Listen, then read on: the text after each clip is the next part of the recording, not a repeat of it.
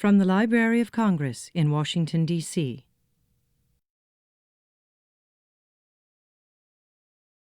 Now it gives me great delight to welcome our two speakers who will be talking on From Decayed Parchment to Bit Rot, Challenges in Digitizing Archimedes Palimpsest.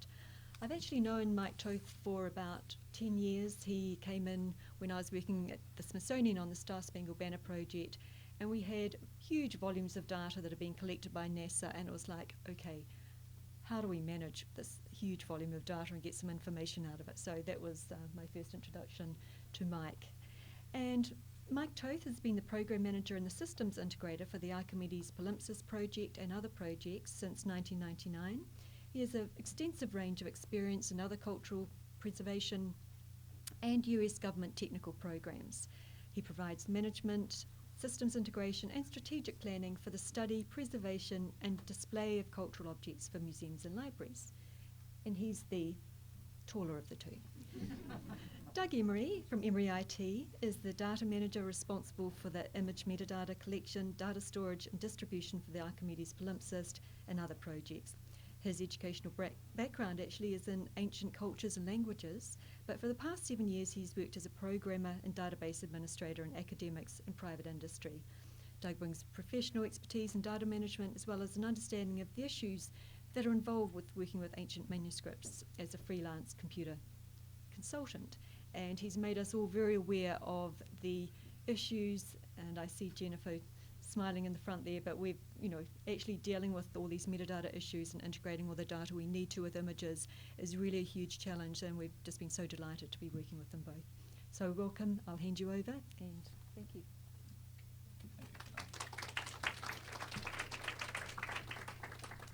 Thank you, Fenella, and I'd like to thank PRTD and all the people here for your hospitality, not only now, but as we were working with you on the Waldseemüller map and the L'Enfant plan and Gettysburg and who knows what else. But rewinding a bit, we'll go back to the Archimedes Palimpsest, which was the earliest copy of Archimedes' work, and we really represent a much broader team of imaging scientists, especially Drs. Bill Christians-Berry, Roger Easton, and Keith Knox, as well as the team at the Walters Art Museum, Will Knoll, and Abigail Kwan. Abigail's our conservator. I know this is topics in preservation science. We're not going to discuss the conservation at length. Neither Doug nor I are experts in that, but we'll touch on how we took that conserved, that preserved parchment and made it available to the world on October 29th, 2008, 10 years after it was purchased at auction for $2 million at Christie's. It was purchased by a private owner. Doug and I know the owner. He remains anonymous. He has been the benefactor of this program. We have had benefit of private funding on this program. However, he has always looked for value. He's always looked for efficiency. It's not a matter of just throwing money at this project. He has always looked at the best return on investment here. No one's gotten rich off of this thing, and we have developed a very efficient system as a result of our 10-year effort. What we did is we took this parchment manuscript, which had various stages of decay in it. It had what we call the old, the mold, and the gold. It had the old original text, or it has the old original text of not only Archimedes, but also commentary on Aristotle by Alexander of Aphrodisias, Hyperides, a noted Greek orator, and 7 of the theses of Archimedes. This includes his, the only copy in the original Greek of On Floating Bodies, the only copy of his Method of Mechanical Theorems, and the only copy of the Stomachion. So it's a unique work here, written in the 900s, written in the 10th century, and then overwritten in 1229 as a book of prayer, which preserved it really, which was the first step in preservation, scraping off that original text and writing over it with something that was of value, something that was of religious value, was the first step in the preservation here actually, because it was held of value in monasteries, in religious libraries up until the 20th century. What we did is we took this and have made it over the course of 10 years since the auction. We have made this available to the public. All the images are out there at archimedespalimpsest.net. Transcriptions are provided as a guide to those images. It's all available under a Creative Commons license so that you can use it, you can manipulate it, you can process it, you can offer alternate transcriptions, but we do not provide a GUI. Our goal was simply to get this information out there. We didn't provide the graphic user interface that you would use to manipulate these images and to work to integrate the transcriptions with the images in a single data, in a single set on your screen. What we did is we took science and technology, something dear and near to my heart are space programs and Earth resource satellites, medical imaging, and particle physics, and we applied that to these cultural objectives. Now what we did, and I'm not going to, there was a lecture earlier by Fenella and Dr. Roger Easton on the imaging and the image processing.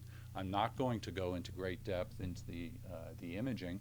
What Doug and I want to discuss is how we took these old, gold, and moldy images and created a useful product where you could see that underlying text, which on the screens is going horizontal here to the vertical text, which is the Euclidean text. That underlying text, that horizontal text, is copies or are copies of the original works of Archimedes, of Alexander of Aphrodisias, of Hyperides. They were originally written on papyrus and then transcribed onto parchment.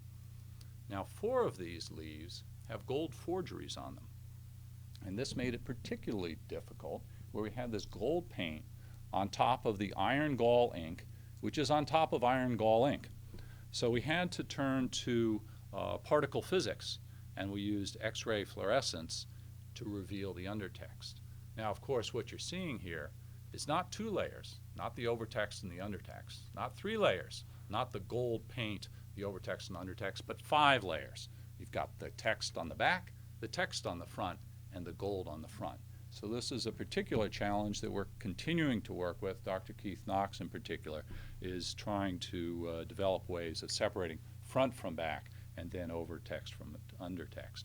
But what we did is we took a range of science and technology, the imaging systems, using spectral imaging with specific wavelengths of light from the ultraviolet up to and through the infrared, as well as particle physics. In fact, in that lower image there, what you have is the Archimedes Palimpsest, which is positioned vertically. It then moves back and forth, and at the bottom of the image, let me see if I can move the mouse here. Ooh, it works. This tube here is a very powerful X-ray beam. And using that X-ray beam, we didn't take through X-rays like you'd take of your hand. We took X-rays, we illuminated the parchment with X-rays. It then fluoresced with X-rays that were picked up by detectors on the front, on the back, and then at nadir there. And as we move this back and forth, we also took particular safety precautions to ensure we did not give the palimpsest a sunburn here from the X-rays, and actually tested it with other parchment before we put it into the beam. We also had a number of safety mechanisms there. I'm not going to discuss the particle physics as much, and we're not going to go into the technology in great detail, because the real success of this program and the success of any program is not just the technology, but it's the people and the work processes that are applied in implementing that technology. And that's what we want to address with you, hopefully so you can apply this to your projects, to your programs, and understand some of what went into this program as you check our data out. We had a range of great people who advised us, including Vince Cerf, who's talking with Will Knoll, our program director, and let's see, from NASA it was Adrian Hook, and a number of other people. Carl Malamud on the data side. I won't go on because we have such a long list of people, and everyone played a key role at one point or another in this 10-year program. But as I said, it's the people and the processes. It's really a triangle where you got the technology at the base. Technology is the foundation, but you've got to have the teamwork, and you have to have the work processes in place to make it effective. As I noted, Abigail was responsible for preservation of the object, preservation of the parchment. She dealt with everything from PVCA glue to the mold to particles of wax to all sorts of to decay there, stabilized the parchment, and also by manipulating it was able to make sure areas such as the gutter area here, and don't forget, this text is running vertical in the picture up to the right here. Oh, we'll go back, would you? It's going up and down here, and so this information in the gutter was critical. It had never been seen before until it was disbound. So her disbinding and her preparation of the parchment was critical to the imaging. But as I said, I'll leave it to her to discuss the conservation at length. One of the things we had to address with the data, we had large amounts of digital data, is the preservation of that digital data. And it's a bit of a heresy where we say the digital information is closer to the original than the artifact itself, because we can bring up that undertext of Archimedes, Hyperides, Alexander. And this led one of our scholars to say, I don't use the parchment. The parchment is gone. As far as scholars are concerned, they work from their laptops. That's what's important, that digital data. Now, let's not get carried away. We're not going to get rid of this hunk of parchment here. But we had to ensure that as we developed the digital data into an integrated data set with the transcriptions, that this could be preserved over time. And we all know the challenges we face currently just trying to preserve a Word document, for example.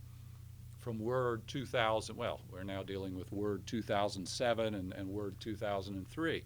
Can you imagine the challenges that people are going to have in trying to address this data in 10 years, much less 100 years, much less 1,000 years hence?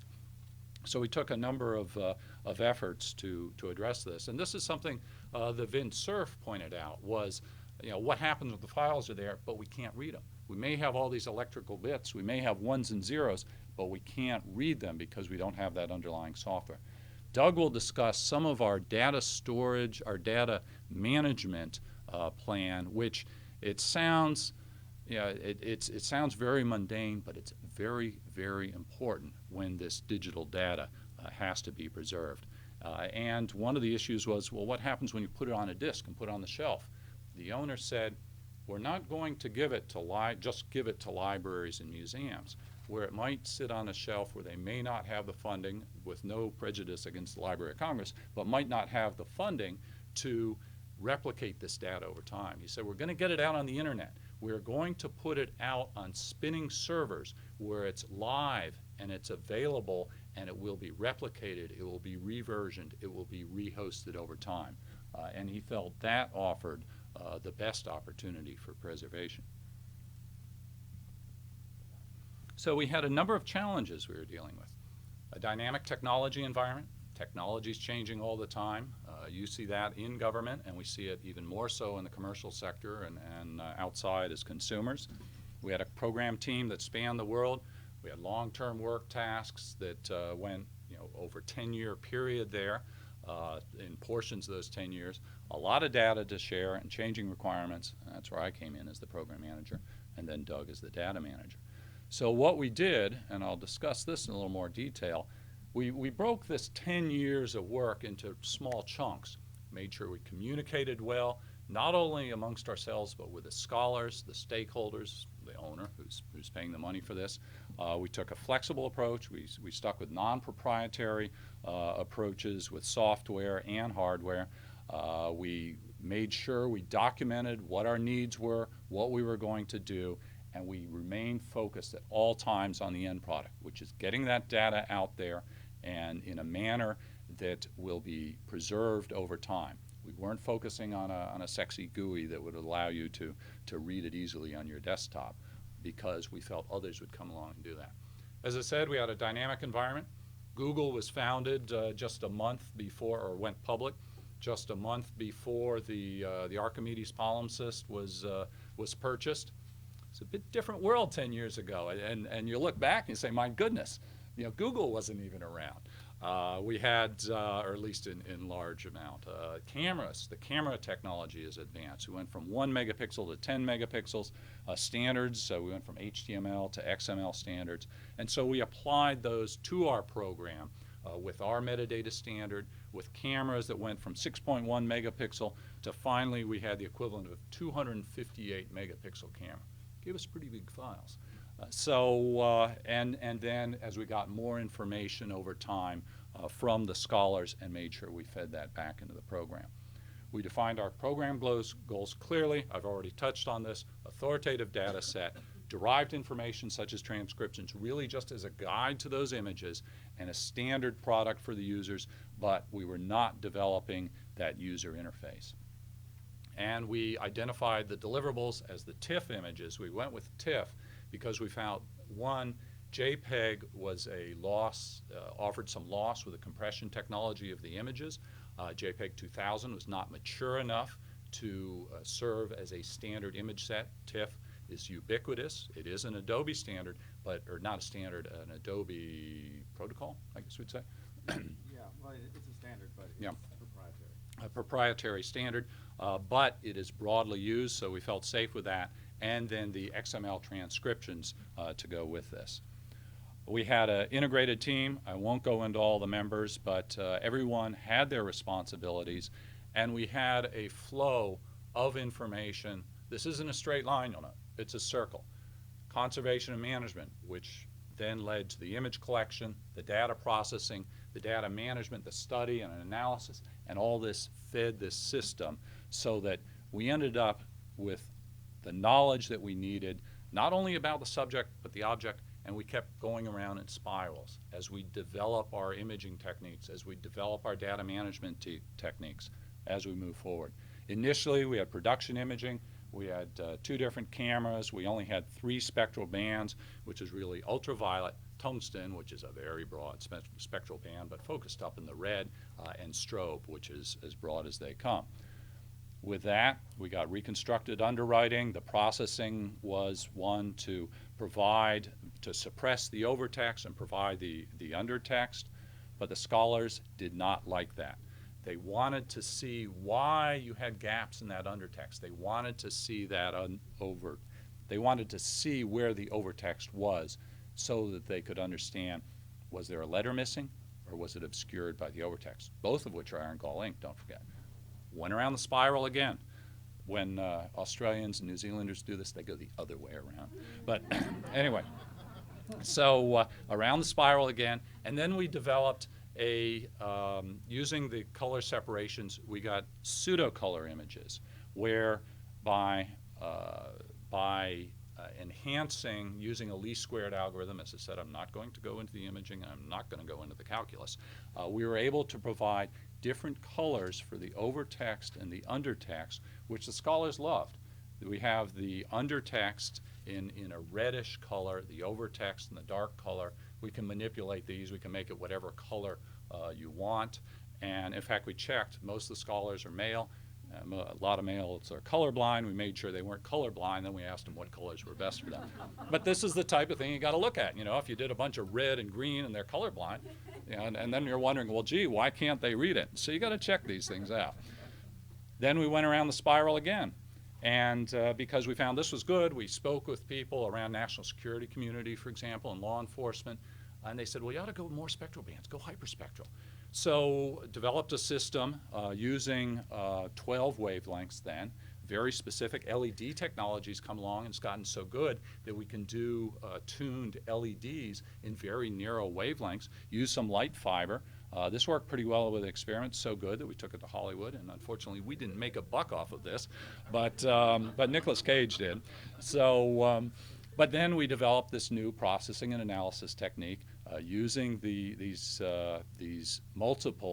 hyperspectral LEDs, and went around the process again and did direct illumination. The LEDs have got more powerful, more brighter, have gotten brighter, not more brighter. And we wound up with a panel. This is a prototype, really, that we used in this program, the Archimedes Palimpsest Program. What you have here now at the Library of Congress, thanks to Equipoise Imaging in partnership with Megavision, is a prettier looking panel, a better integrated panel, but basically the same thing. You've got a UV band, 7 visible LEDs, which are various greens, reds, and blues, and then 4 infrared LEDs. You actually have a 5th one up at 1050 here at the Library of Congress.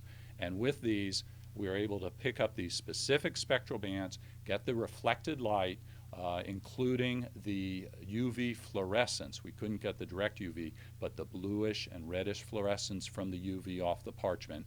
And this gave us the various wavelengths. We had a color camera here, which has a bare array filter, which created some issues for us. What you have here at the Library of Congress is a monochrome camera, where all that light, unfiltered, goes directly to the CCD. But with this, going around, we ended up, as I said, with a data cube, and we got these various spectral bands. There's one other spiral we worked on. The conservators, and some of the scholars working with conservators would see, with the raking light you use with the dual eyepieces, say, hey, there's something there in the parchment. And so we used raking light and found that, and take some creative looking, I think, but the scholars said that they saw Diondas there. And it makes sense with Hyperides talking about his letter is about Diondas. It wasn't visible in any of the spectral bands, but in the topography it was visible. So we found the raking light to be useful. So what we did is we took this old, moldy, in part gold encrusted book, created a data cube with this. You have, as I said, the 12 bands and then the raking light, and then we had a tungsten image just to have a straight image there. But we had to do this over time. We developed a program schedule. Those of you who are engineers, you love the Gantt charts. Those of you who aren't, find them very boring. But they're critical. They were used to good effect in NASA, and they've been used to good effect by us. Now, one of the big challenges we found, working with scientists and engineers, they understand schedules, they understand Gantt charts. When you're working with scholars, to some extent people in large institutions, schedules tend to slip. We did not have room to slip because 3 years before, let's see, that was 2005, we said we're going to have this done 10 years after this was purchased. This is not going to be a Dead Sea Scrolls type thing where some of those, it took 50 years to get it out there. We did pretty well. This is the last few months of our schedule. This is what's called a stoplight chart. As I said, the people and processes are important. It is important to communicate to the people where we stand on the program, where things are behind, and the processes, so we have a defined process for assessing everything. Green means you're on schedule. Yellow means you're a month or 2 behind schedule. Red means you're behind schedule on a critical path, or you're beyond 2 months behind schedule. Blue means police are after you. No, blue means we're not in progress yet. So as you can see with the imaging, we had some problems there with the image processing. There were some technical issues where we had to develop new algorithms, really, to resolve some of the problems that had cropped up in the imaging, but they were addressed. And so by March of 2008, we pretty much had most of the imaging there. The same cannot be said for the transcriptions and the digital encoding. As you can see, there's a lot of red in the bottom of this. Is just a fuller stoplight chart. The upper left portion is what you saw on the previous slide there. And as you can see, we were pushing our boundaries there on schedule in getting this information finally a month before. In fact, some of it was really up to a couple hours before it was due to be delivered, which is not the way we wanted to do it. We had those last 4 bars, or a candidate release, a beta release, a candidate release, and a final release. We built that margin into our schedule so that as people missed those deadlines, we knew we could beat on them to make the final deadline. They did. There was almost blood. There may have been tears, and there was a lot of sweat on that thing. As I said, regular communications was important. A lot of these have bottles of something in front of them, but at every opportunity we would meet, especially Will Knoll, program director, Roger Easton with the imaging team, Doug Emery, who will speak next as data manager, and me as program manager.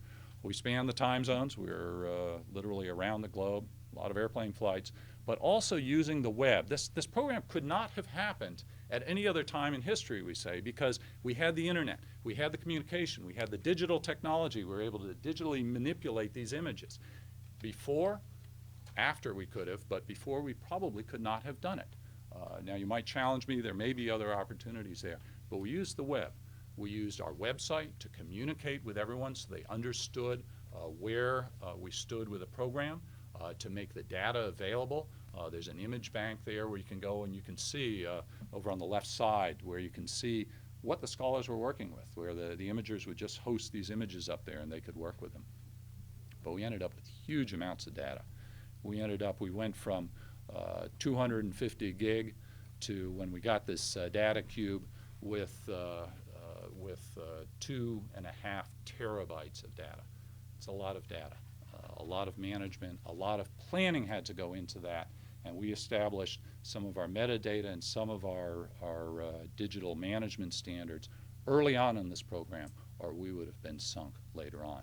So I'll turn it over to Doug to discuss the project goals, and our documentation was critical, and how we addressed the data management. Doug Emery, our data manager, or as he's also known in the program, the Lord of Minutia. So I wanted to talk about the digital product, what we finally released, and I wanted to talk about this in terms of our project goals. Mike has brought up the project goals already, that we were going to release an authoritative digital data set.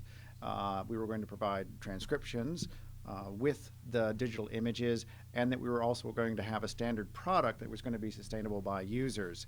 And so what this means is we were going to have registered images, spatially mapped transcriptions, and a documented archival structure. This is what we released.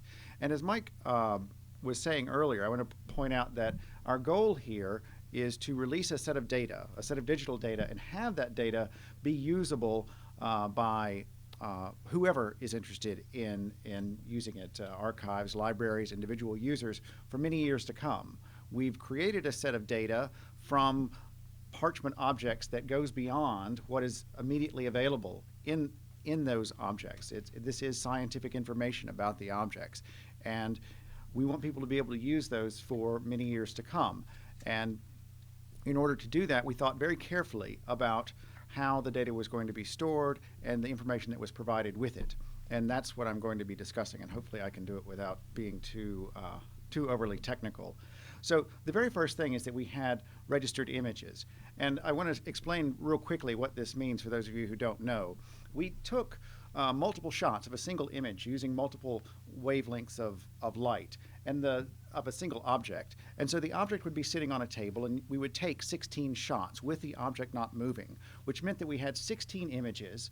And those 16 images, if you were to point to a single point on one of those images at a certain XY coordinate, and then you held up another image and you went to that same XY coordinate, you would be looking at exactly the same point, which means that you can take these images and move back and forth between them and see details in a particular point, pull up another image, see exactly the same detail in another point from another using another wavelength of light, essentially another vantage point, another piece of data about the same location on the image. It also makes it possible for the processing of the images that we do to take place. That is, complex algorithms are used to take an image from one wavelength of light and another wavelength of light, combine them together in a sophisticated way, and to bring out information that wasn't available before.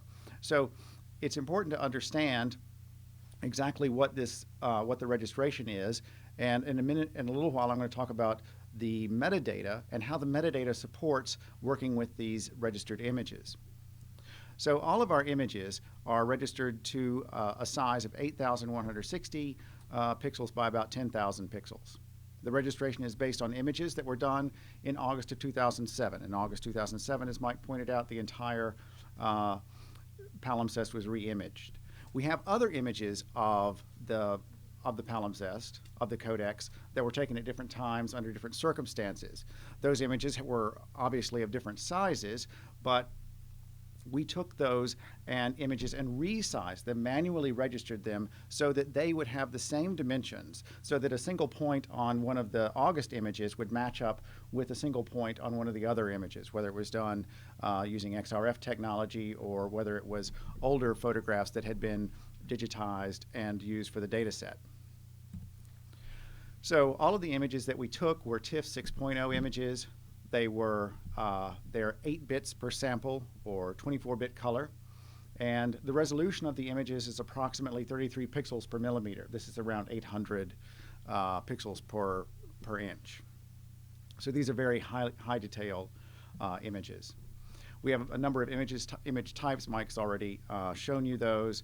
We have all of the visible light images, the infrared and the ultraviolet images that we did, as well as a number of different types of processed images. The pseudo-color images, which bring out the contrast, true color approximations, and then UV images. All of these are useful to the scholars who work with the data. And then XRF images of selected folios and selected other elements, of selected elements for each one of the folios. So then also there are a number of sort of one-off or special images. There were images that were made in 1906. We had those photographs were found for the project. Those were re-imaged and included in our data set. There was a leaf that was stolen from the manuscript in the early 19th century and was bequested to Cambridge. That was found and imaged and included in the data set. It actually was taken out before the manuscript was foliated. And then there is one negative of a single side at the University of Chicago. And this was done in the 1920s or 30s, I believe. So for each of the registered images, there was metadata. And I always show this slide, which I call the popularity of metadata. Now, I have a copy of the Archimedes Codex, which is a book written by Reviel Netz, who's one of the primary transcribers of the manuscript, and William Knoll, who is the curator of rare books and the director of the project at the Walters Art Museum. And in my copy of the book, which was signed by Will, he wrote, "To Doug Emery, whose critical contribution to this project goes unrecorded in this book, sorry, metadata doesn't sell. Thank you so much." It doesn't sell, but it pays a little bit, so I think I can live with that. But despite the fact that metadata isn't quite as exciting as transcriptions or imaging or program management of large-scale projects, it's still something that has been important to the project for quite some time. And very early on, Mike Toth and Bill Christens-Berry of Equipoise Imaging developed a metadata standard that was used for the project. And what's important here is the documentation of what these images are. There are two really key types of metadata for this project's purposes. One is information that helps to preserve the bytes, the bits of the objects over time. How do we know from day to day, year to year, that the objects are still the way that they were when they were originally recorded? And the next thing that we need to know is, especially years out, when someone comes back and looks at the data, what is this information? What is contained in these images, and how do these images relate to one another? For this purpose, there were two primary metadata standards that were used. The first is the Dublin Core Metadata Initiative Set. Dublin Core is a well-known and widely used metadata standard which provides a set of 15 core basic data elements that help to identify digital objects.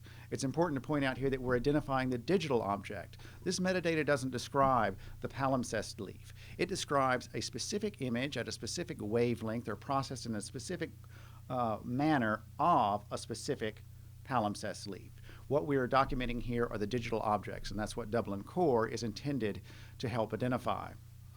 The other metadata standard that we used was the content standard for digital geospatial data. Key to our metadata and our working with the objects is a standard that helps us to define the relationship of the images to one another in a geospatial fashion, so that we can do this we can accomplish the task of being able to identify one point on one image and compare it to another image and know that those two are the same, exactly the same. So our goals for our metadata are long-term data set viability beyond the lifetime of current technologies, adherence to existing broadly accepted standards, simple, flat metadata records. What we want is to make sure that we use technologies that will be usable many years from now and that will be understandable many years from now. We're not trying to tie ourselves to any one particular technology that may be, as with Mike has used the example of word processor documents, that might be lost or unreadable many years from now. And the integration of metadata with the images and the transcriptions. One of the key goals of the project was to tightly integrate data packets that belong to a particular folio or folio side of the palimpsest. There are 6 types of metadata elements. There's identification information, identifying what the object is. Spatial data reference information. This helps to relate images of the same object to one another. Imaging and spectral data reference information. This helps to identify how the images were made, under what circumstances, the scientific parameters of that image. Data type information helps to identify the file and how the file was created, whatever sort of processing was done to create that file. Data content information, this helps to identify the object that is being imaged. Helps the user of the images to say, all right, these 2 images are of the same object. And then metadata reference information that helps to identify the metadata standard that was used to document the object. So here's some sample metadata fields: identifier, creator, date, the make of the lens. This is imaging information, aperture setting, light source wavelength information. This is some of the spectral data, and foliation scheme, content information that helps to identify what the object is that's being imaged. In total, we had 103 core and spectral image metadata elements, and then 53 extended metadata elements to cope with the extra data needed to document XRF imaging.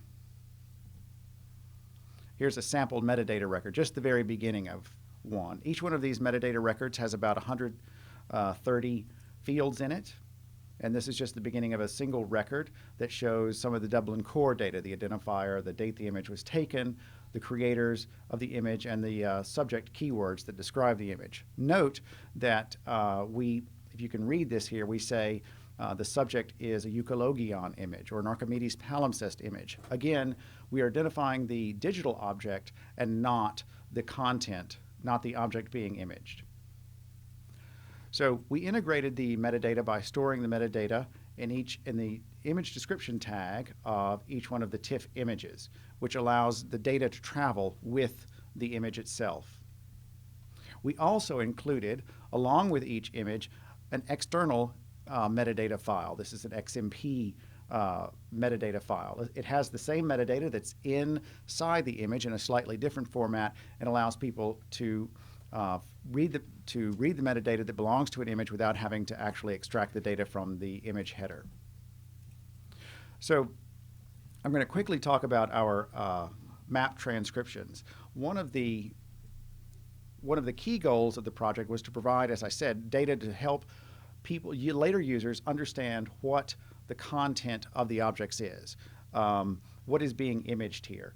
And we were told very early on that transcriptions were necessary to be able to work with these very difficult images. They are extremely hard to read.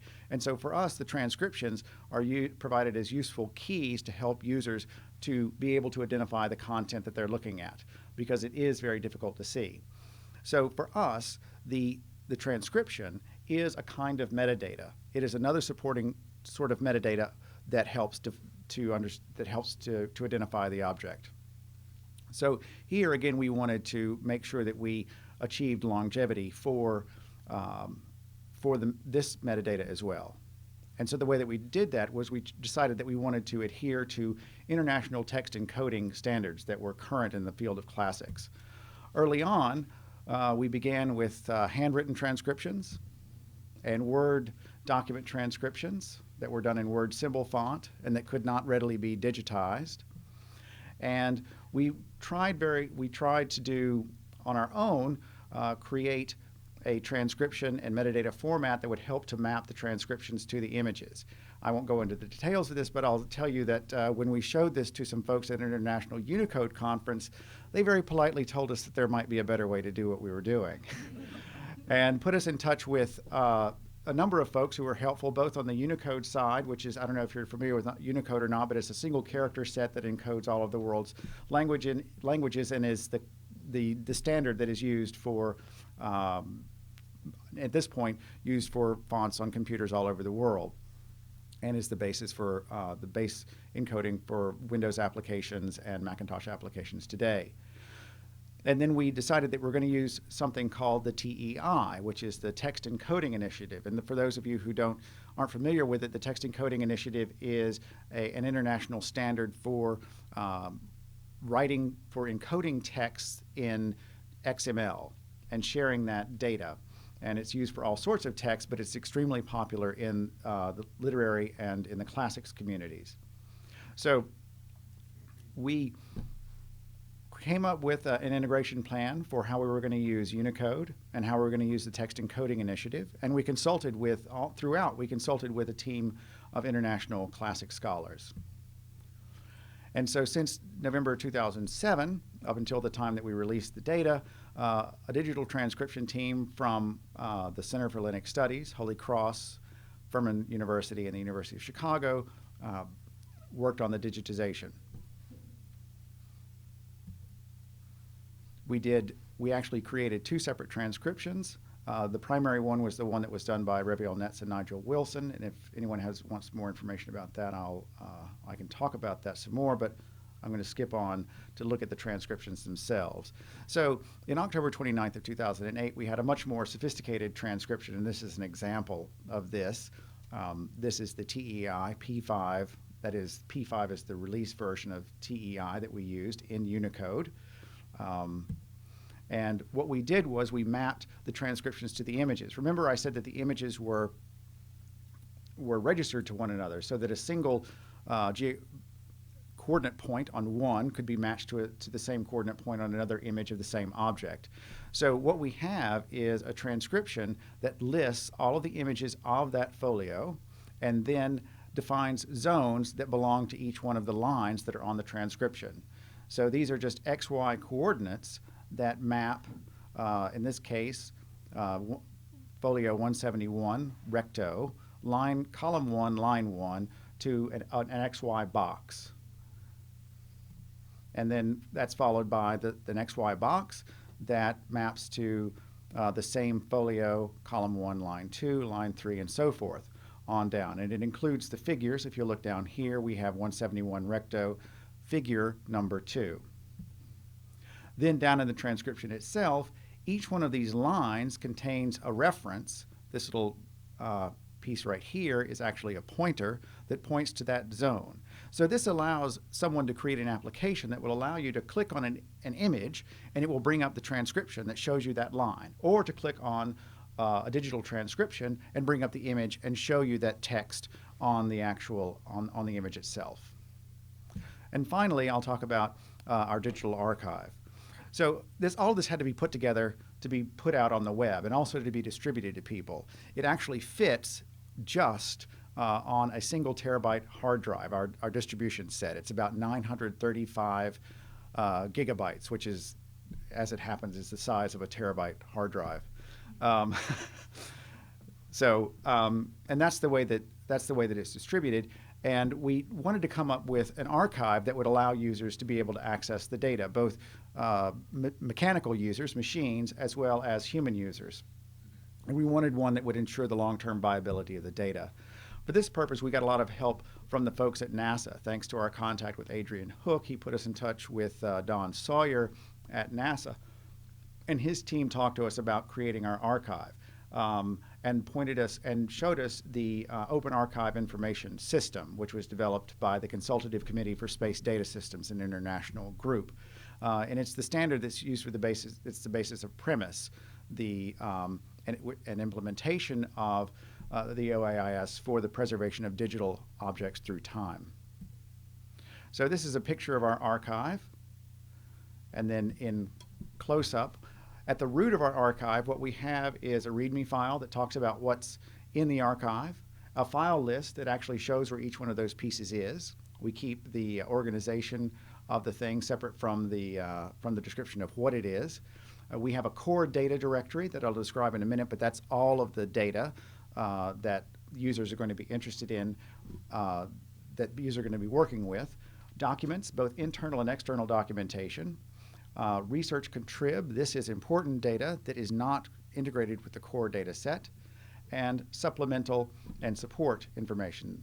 The supplemental information is, these are the source files that were used to create our mapping files. They were the source files that were used to create the individual transcription files. Support information, these are functional files of a technical sort, style sheets, schema definitions, files that are necessary to use the other files contained in the core data set. So this is the actual data set. Every single folio side receives its own directory. We use the prayer book foliation, so you'll see that 2 recto is conjoined with 1 verso, 3 recto is conjoined with 6 verso, and so forth. Inside each one of these directories for each folio side is a complete list of are all of the images. Each image is is in a TIFF file with a very specific structured file name that helps identify what it is. Each TIFF file is accompanied by an MD5 checksum file, which helps the users ensure that the file that they're looking at hasn't changed or been corrupted since it was originally uploaded to the directory. A small JPEG thumbnail, and an XMP file which contains all of the metadata for that image. As well, where we have them, for the 142 folio sides that we have transcriptions for, we have the Netz-Wilson transcription for that folio side, which includes the physical mapping from the transcription to the image.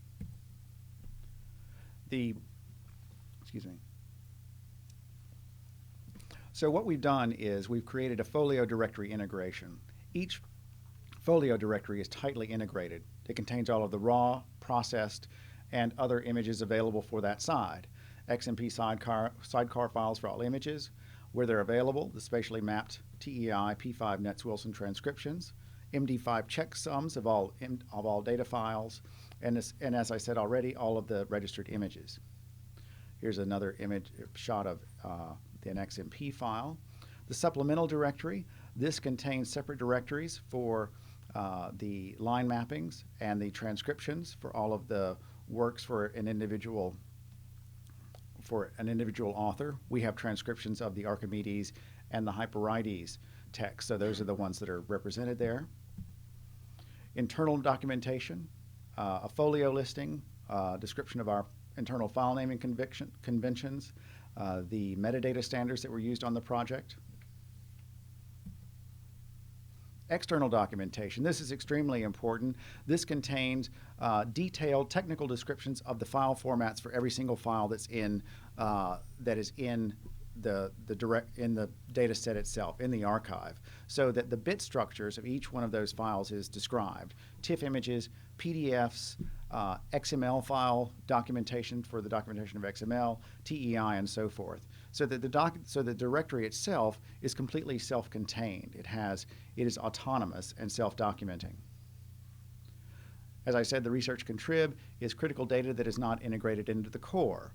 So we have experimental work encoding the diagrams into XML. So there are many diagrams in the Archimedes text, and some of those are included in this directory. Special experimental images are also included in our research contrib directory, which we see as a place where others can add new data to the data set as it becomes available, but isn't ready to be integrated into the core. So finally, as Mike has already said, what our product is a complete manuscript data set, a data set adhering to common broadly accepted standards, an integrated product, data, metadata, images, and transcriptions. What it is not is an application or a prescription for users. Our goal here is to create a data model, a data archive that will be available to users for many years to come, but won't get in their way. and allows them the flexibility to do what they need to do. That's it for me. I'm going to turn it back over to Mike, who's going to talk about the future of manuscript studies. Thanks, Doug. What we've done here has created a paradigm shift, really, for those who are studying the manuscripts. And I think you'll find the same is true for any digital imaging studies, where the focus is really on becomes one of how are the digits displayed, what do they mean. And so instead of dealing just with the original object, you have the opportunity to deal with the rendition of that object and the challenges that go with that, and how are you going to view that? How are you going to move large sets of data around?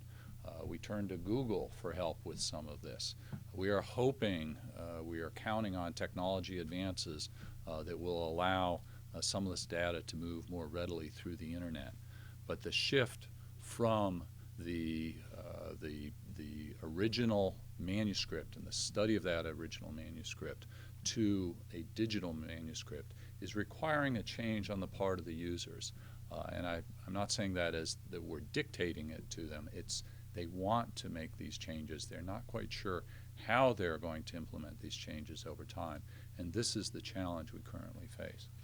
But we have had, since the 29th of October 2008, a digital product out there. It's available at archimedespalimpsest.net.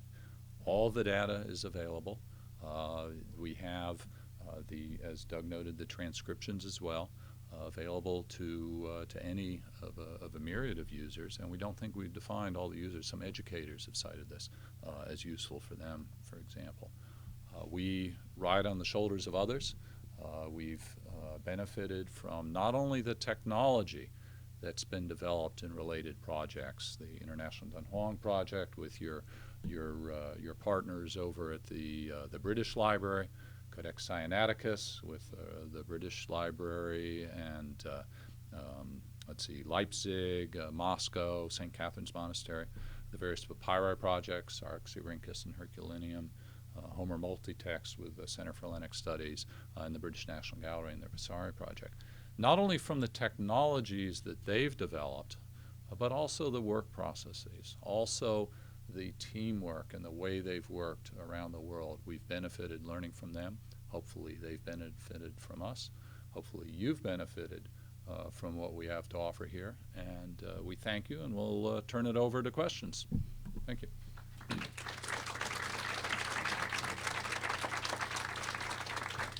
Do we have questions on the web as well, or just live?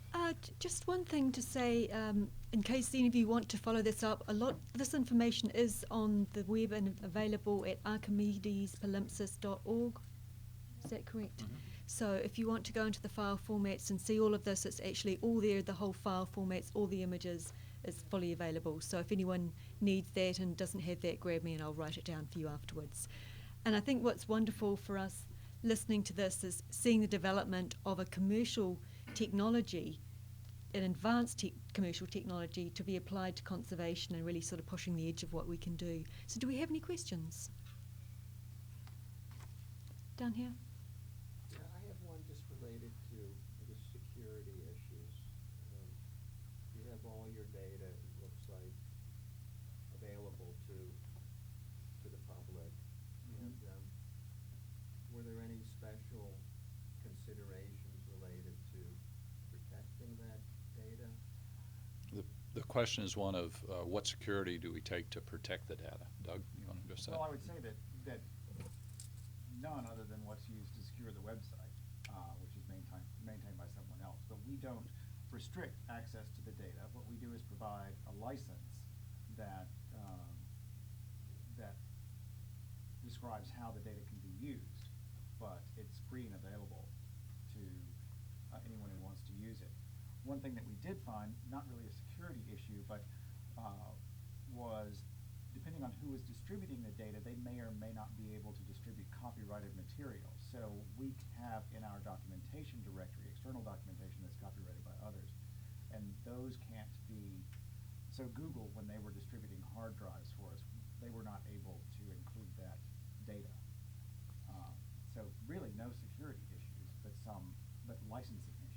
We are developing a transition plan.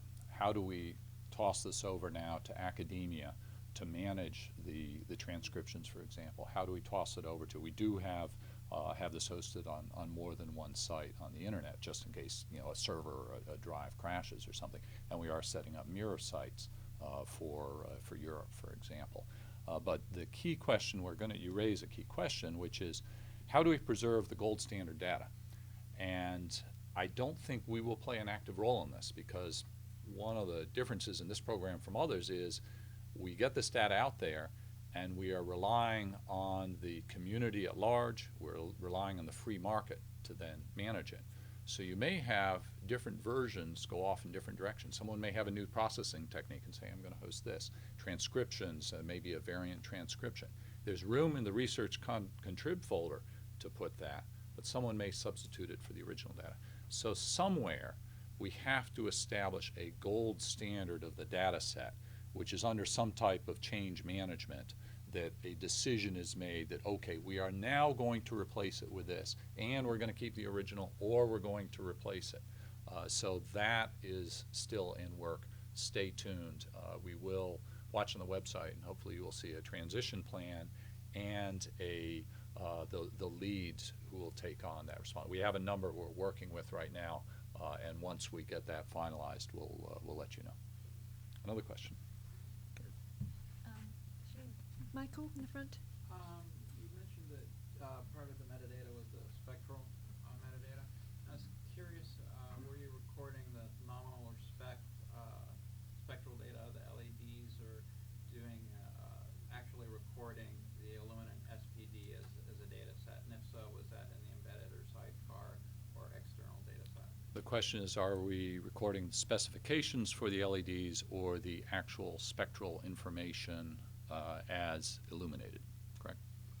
It's as illuminated. So the spectral data includes the peak wavelength of the image, the wattage. Not of the image. Excuse me. The peak wavelength of the LED, the wattage of the LED, the spectral range of the sensor, and then the spectral range of the entire system under that light, but not the specifics of the LED itself. So This was measured. I guess another way is to phrase it, I guess, is were you taking spectroradiometric readings as you were exposing and recording that data set? Not for each specific exposure, but before each imaging session, yes. So kind of split your difference there, if you will. I'm wondering, to what extent are you able to create a project template from the full set of technologies, expertise, et cetera, to plug in a new physical object that went in and end up with a fully fleshed out archive? The question is how we could do or establish, or if we've established a project template to then apply to another project. We're doing that to some extent with, we have another palimpsest coming up, and of course here with the Library of Congress. It's not just a plug and play though. As I said, it's not just the technology. We can provide templates for the metadata, and we have provided templates for the metadata. We can provide templates for the file structure. But in the rush to image, in the limited availability of some of these objects, which of course they're going on exhibit or whatever, one has to ensure that there's effective training, that people understand the reasoning behind this, the importance of the metadata, the importance of establishing work processes, and that's probably the longest pull in this tent, is establishing standard work processes so you're not losing key elements of information, so that you are not skipping a key checklist item that means, oh, either we've got to reimage or we didn't capture this data, the spectral data, for example. Oh, we forgot to check, what is the spectral range beforehand, that type of thing. So it's not, yes, there are templates. Yes, we've established some templates, but it needs to be applied to each one, to the object and the goals for collection. What are you trying to do? And we're not just going willy-nilly. It's what do you want, and that we've got to turn to the user. Then from that, develop a study plan, and in that study plan, apply good work processes and teamwork, along with the data management to get an end result there. Yeah, I'll add on that. One of the things that was very easy about doing the Archimedes Palimpsest project is we went in, we set up the lights. We knew where the lights were set up. We could take all of those measurements. We knew that we could set 180 sides in exactly the same spot and take however many shots it was. It was nearly about 3,000 shots. So that meant that the metadata was consistent, the data collection was consistent across the project. One of the things that we've discovered when we come here is that we'll do one small object, we'll do a number of shots, and then we'll do another small object, a number of shots, and that will require an adjustment of the camera, an adjustment of the lights. And so in terms of managing the data and managing the process itself, it really makes it stretches the boundaries of what that template is. And then we have to take our knowledge and our experience and try to then vest that and allow others to apply that. And I mean, we love you guys, but ultimately you're going to have to be able to do it on your own. And so it takes a while to take that experience and knowledge and bring it to the benefit. I wanted to address also the need for scheduling the human resources that are part of this new project, translators and all of that, because that would be part of the large-scale cookbook. Yes, scheduling the people is really the challenge. Everyone has their own priorities. Their priorities may not be this program. It may not be whatever other program there is. And how you fit that into their priorities, yet still achieve your schedule so that you don't have a standing army waiting around for their feedback or something like that, is a key part of this. That's where the internet really comes in handy. You don't have to fly them in. You can get them the image. Sometimes it's a matter of taking a hard drive, giving it to FedEx or UPS, and shipping it around, and then you've got to get them to open it up and look at it. So.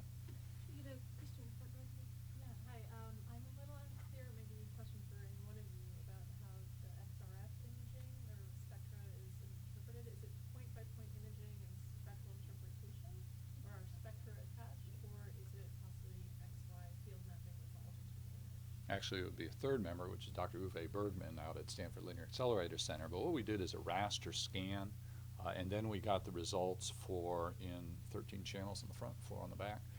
We got the results for each channel was applied to the response of a specific element.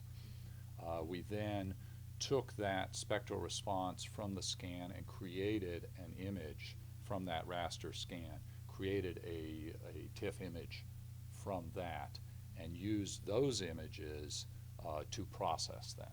So we didn't process, they are looking at how we could process the raster bits, but really processing the TIFF images comes back to your template. We took the template that worked with optical images and used that as a starting point, as a template for working with these XRF images. It's not a one-for-one, but it serves as you have your baseline code and everything else. Did that answer your question? Yeah, Okay. so essentially a mapping of various elements across, particularly in regards to the gold and other elements. Right, well, and but each was its own image. We couldn't put them all in one image. We'd have one image that would show the barium, one that would show the calcium, one that would show the iron, which is the critical one, gold, whatever. I have a question for Doug on the multilingual metadata. Mm-hmm. You had the doubling core, you had TIFF embedded, and XMP sidecar metadata.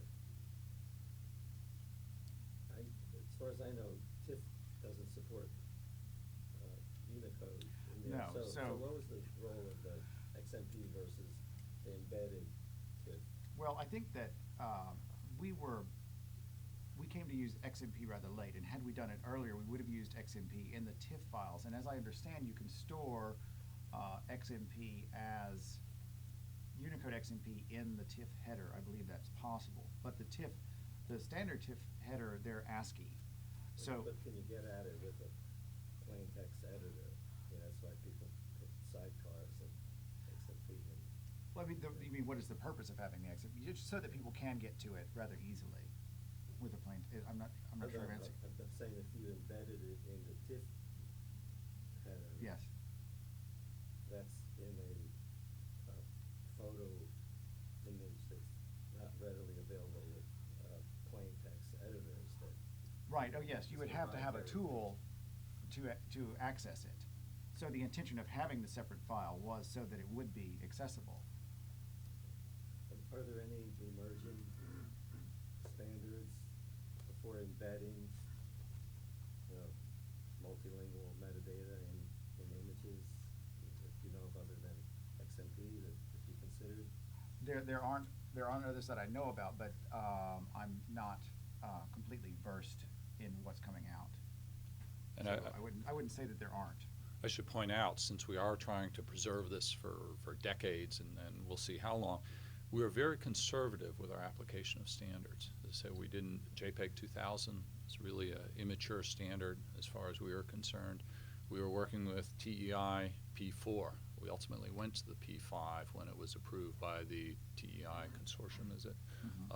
But we were very hesitant to go there until we understood that the community at large had achieved consensus, had reached consensus, and that this was a viable standard for going forward.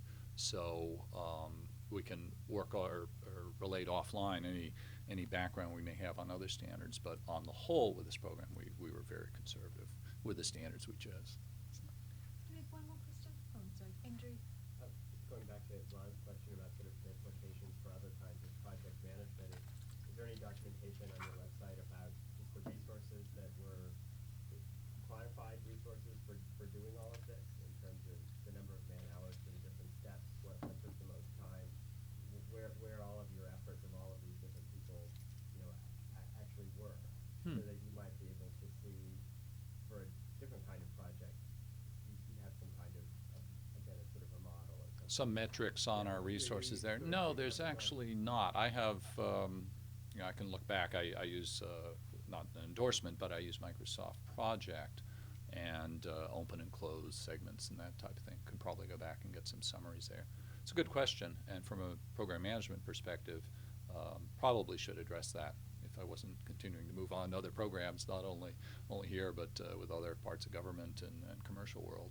Maybe I'll do that. It seems Yeah. like with a lot of imaging, people really get a very narrow view of what the project's going to take. It's just, just taking the pictures, in which in many cases that can be the easiest thing to do. Yeah. And the other parts, particularly what you're describing, getting people to stay on schedule and to do these other Yeah, that's a good point. I'll consider that maybe at least for future presentations. Thanks, Andy. We have one more.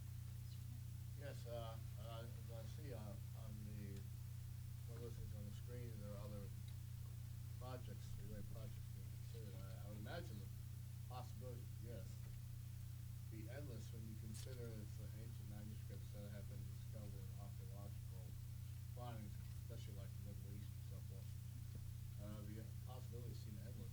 Is there maybe a plan ultimately to treat other, ancient parchments, say Aramaic or, besides the... We have opportunity to do a Syriac palimpsest, perhaps work with others in the Middle East. This is not cheap, though. I mean, we've got a team of top imaging scientists. We have some expensive equipment. It has to be managed. You have to have this template, if you will. We always say that first you got to look at what is your goal. What do you really want from this? I mean, is there hidden text, or are there issues of conservation concern? And you have to look at what your other tools are. First is just standard digital imaging. The other might be what some call monospectral imaging, where you just use a UV or an IR, and that may work for some. So if you look at this as kind of a pyramid, you're working your way up, the easiest and cheapest, and you work your way on up.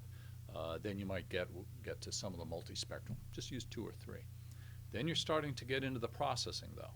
You've got that tail there of the image processing and how you handle all that data so that you can get a result. Then you bring it up. We're getting narrower here. Then you bring it up to the hyperspectral.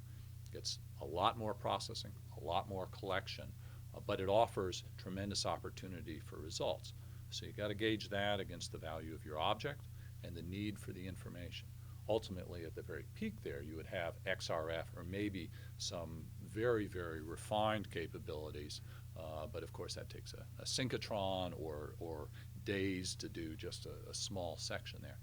So you really have to gauge your approach with the technology, as well as the work processes in the team, to what are your initial goals there, and then how do you apply the appropriate technology to those goals, based on talking with the users, whether it's scholars, conservators, preservation scientists, or whoever it may be. So it's good. So some take centuries to complete those data sets. Yes.